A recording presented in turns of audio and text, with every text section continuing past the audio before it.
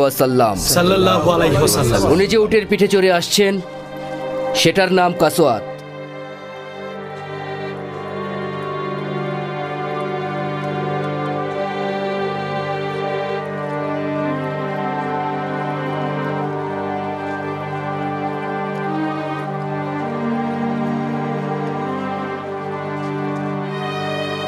আল্লাহর রাসূল সাল্লাল্লাহু আলাইহি ওয়াসাল্লাম আদেশ দিয়েছেন এই উটকে নির্বিঘ্নে বিচরণ করতে দিতে, কারণ এটা আদেশপ্রাপ্ত। রাসূলুল্লাহ,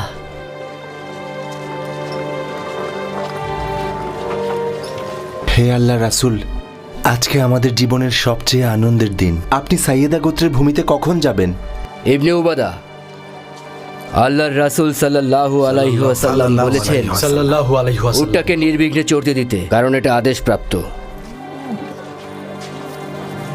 হে আল্লাহর রাসূল, আপনার আগমনে আমাদের মন প্রাণ আনন্দে ভরে গেছে, কিন্তু বনি হারিস ইবনুল খাজরাজের ভূমিতে কবে আসবেন? শুনুন ইবনে রাবিয়া, আল্লাহর রাসূল সাল্লাল্লাহু আলাইহি ওয়াসাল্লাম বলেছেন উটটাকে অবাধে চড়তে দিতে, এটা আদেশপ্রাপ্ত। আপনাকে অনেক অনেক স্বাগতম হে আল্লাহর রাসূল, এই শহরে স্বাগতম।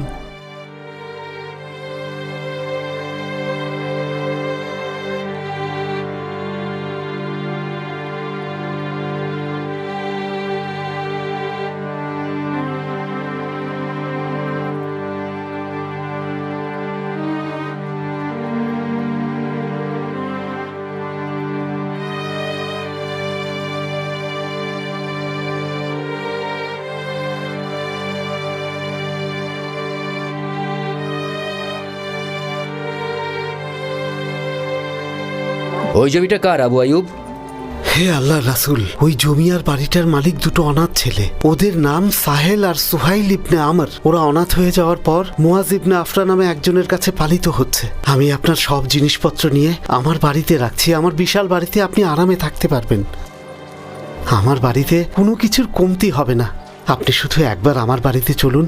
আমার বাড়িতে আমি আপনার থাকার জন্য উত্তম ব্যবস্থা করে রেখেছি। আপনি শুধু চলুন। আপনি গেলে আমি ধন্য হয়ে যাব হে আল্লাহর রাসূল।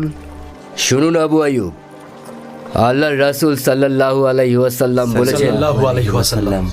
আপনার বাড়িতে উনি যাবেন, তবে একটি শর্ত আছে। এই জমিতে মসজিদ আর ঘর নির্মাণের জন্য আপনি যদি ন্যায্য মূল্যে ওই অনাথ ছেলেদের কাছ থেকে এই জমিটা কিনে নেন